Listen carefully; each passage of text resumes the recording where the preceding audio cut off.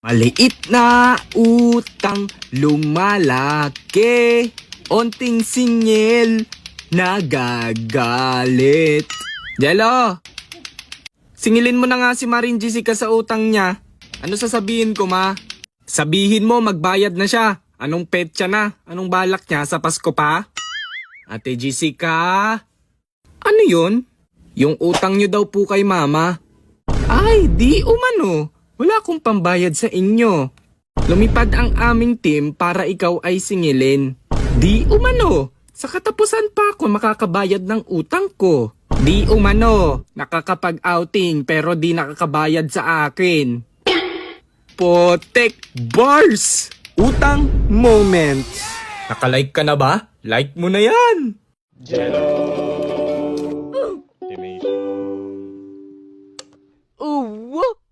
Hindi ko napapatagalin pa. Simulan na natin sa mga Mars nyong palakamusta. Sila yung mga lalapit lang pag may kailangan na. Tapos pag di mo na pagbigyan ni galit pa. Tuliling, tuliling. Tuliling, tuliling. Uy, Mars. Hello, Mars. Napatawag ka. Kamusta ka naman, Mars? Parang alam ko nakasunod niya na. Pero sige, eto okay lang. Kita ko post mo, Mars, ha? Galing kayong Boracay, ha? Sama mo naman kami sa susunod. Ay wow, may patago. Oo Mars, galing kami doon. Masaya din. Nakakapagod lang. Buti nga kayo Mars, pa-outing-outing na lang pinag-iipunan talaga namin yun Mars, syempre. Trabaho, Monday hanggang Linggo. Kailangan din natin mag-unwind kahit papano. Di, ang dami nyo ng pera niyan Mars. Baka naman makahiram pang gatas lang at pang baon ni Junior. Ay Mars, wala naman ako maipapahiram kasi nakabudget na ang income namin buwan-buwan. Ay ganon? Bayan, may pang-outing pero ayaw magpahiram. Ay kasama ka sa budget? Siyempre, budget namin Mars para sa pamilya namin. Parang di na common yung common sense no Mars? Yan, ang yabang nyo na. Palibhasa, ang gaan ng buhay nyo. Ay, FYI for your information without complication. Nagpapakabagod kami para sa pamilya namin, hindi sa pamilya ng iba. Tapos, pag nakakita ng post, mangangamusta bigla.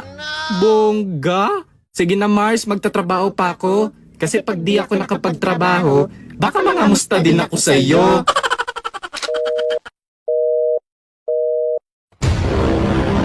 Utang moments. Sunod naman natin dyan yung mga budol mong tropa. Yayayain ka kumain sa kalsada. Tapos sasabihin bigla buo yung pera niya.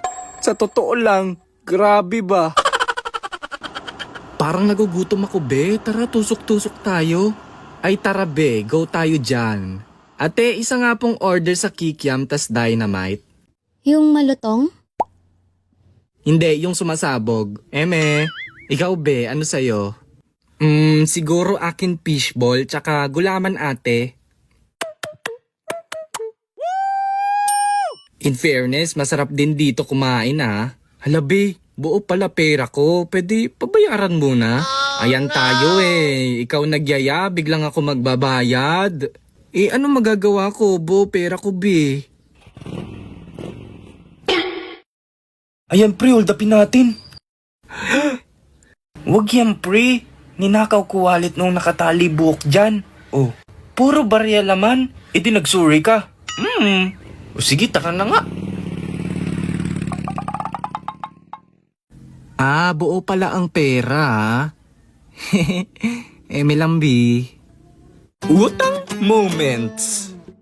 Madalas sa mga tindahan, usong-uso to.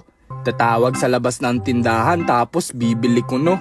Tapos pag tinanong na ng tindero, biglang uutang na ng kung ano-ano. Pabili o. Ano yon? Pautang. Potek, kala ko bibili. Palista na lang daw po kay mama. Ba't sino ba mama mo? Si Mama Lasin. Ay, kaya pala, si Mama Lasin. Sa inyo minamalas tindahan ko Ano ba utangin nyo? Meron po ba kayong toyo? Oo, meron. May sabote po ba? Oo, meron. Suka po. Meron din. Meron po sabote? Oo, meron din. Sige po, palista na lang ng lollipop. Pambihira kang bata ka, oo. Oh, umalis ka na, sa'yo na yan. Mamalasin! Yung anak nyo nanggugulo na naman, oh. Nya, nya, nya, nya, nya, nya, nya, nya. Nakalibre ulit ng candy. Utang moments. Ito naman yung mga nagbabayad naman. Pero parang dadaplis lang sa'yo yung bayad niyan. Kasi uutangin na naman. Sana pala di mo na lang pinautang. Sabihin mo, sa'yo na lang yan. Up. Uy, pre. Pre. Bayad sa utang. Nakaw, pre. Wrong timing in the right timing ka. Pwede next week na? Boy, hindi. Last week, ganyan din sabi mo eh. Ano to, delay ng delay? Parang upload ko? Kasi pre, magbabayad ako ng tuition. Oh, ano pa pambayad ko? Di ko na problema yan, pre. Ang sakin ka lang.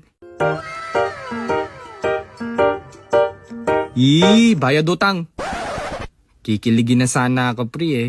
Ito na. Yun, magbabayad din pala. Paano yan? Wala na ako pambayad ng tuition. Magkano ba? 3K. 3K din yung utang mo ah. Oh, nakabayad na ako. Oh, tapos? Pautang ulit 3K. Potek. Utang moments.